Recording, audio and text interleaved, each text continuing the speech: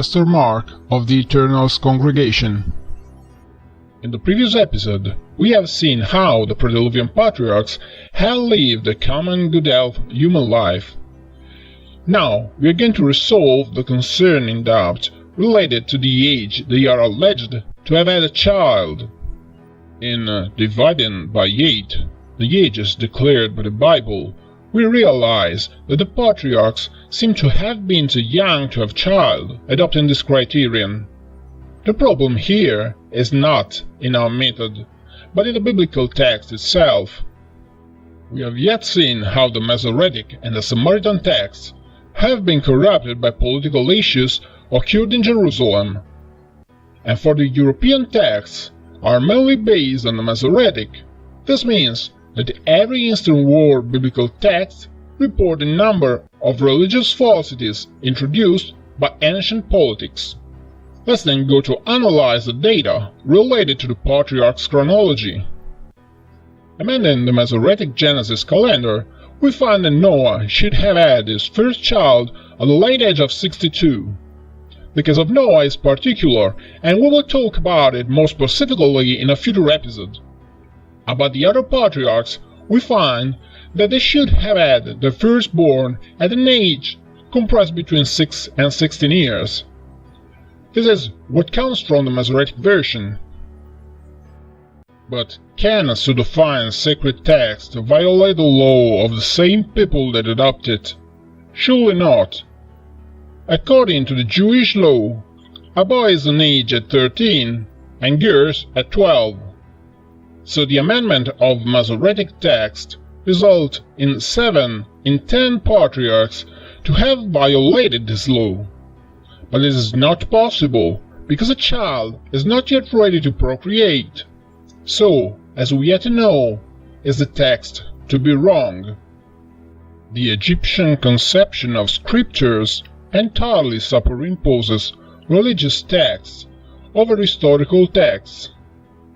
The faked ones, both religious and historical books, have to be strongly labeled as political editions, aimed at controlling people through manipulation of the collective memory.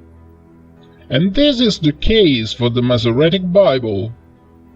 It cannot be considered a sacred text just because it endorses the violation of its own laws, the law of its community, and lacks of historical reliability. Let's now give a look to the Samaritan text that should have been corrected by the self-styled guardians of the faith, the Samaritan, native of Samaria. Things aren't quite so different, a little bit better, but the problem remains. The age of procreation for the Pre-Diluvian patriarchs, ignoring for now the case of Noah, 62, are between 8 and 23 years. 4 on 10 patriarchs violate the Jewish and natural rules. Moreover, patriarch's age is declared between 45 and the unnatural and unlawful 121 years. This last value is attributed to Methuselah. So, in the Samaritan Pre-Diluvian chronology, we find endorsed even 2 crimes.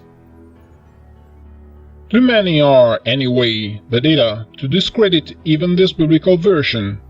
Like the Masoretic one and the Samaritan text, the divine laws and Jews' religious norms would have been violated by the patriarchs. Therefore, to such a text cannot be attributed a sacred value, but should be relegated just into the political sphere. For the Septuagint constitutes the first complete original biblical body, our perspective is to find meaningful data that allows us, first of all, to ascertain the sacredness of the work, and as a consequence to verify its historical reliability through the comparison with other coeval texts. Actually, the age recalculation according to the lunisolar calendar responds in this case to the criteria imposed by biblical laws.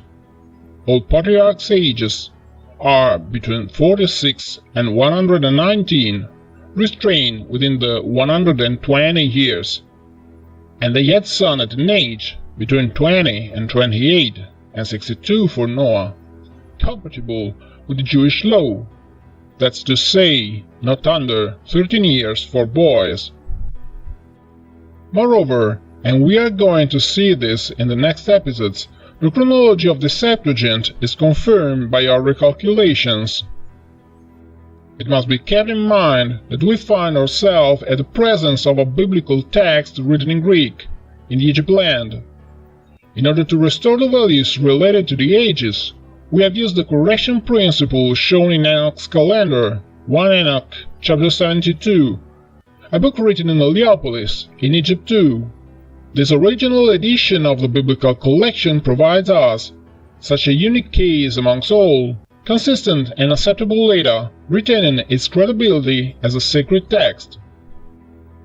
Noah's age, standing to this data, concords with what is reported by Qumran fragments. The ones we use in our liturgy identify them as one Lamech, the Book of Jubilee, and Genesis itself. The additional information provided by the apocryphal text and the additional materials does not introduce any anomaly in our analysis framework, reconfirming, on the contrary, from a numerical aspect, the validity of the dating method adopted up to now. We can then proceed in our chronological analysis, basing exclusively on the Septuagint text, because we are interested in religious contents, not in politics. In the next episode, we will analyze the following 10 patriarchs, post-Diluvian, and split the book of Genesis and its constituent scrolls. If you want to know more, subscribe to the Eternals Congregation channel and stay tuned for news. If you want to investigate the matter further, buy the book Dawn of the Gods, The Untold Timeline of Genesis on Amazon and in bookstores. Read it and discuss of it in your congregation or church. Thank you for listening.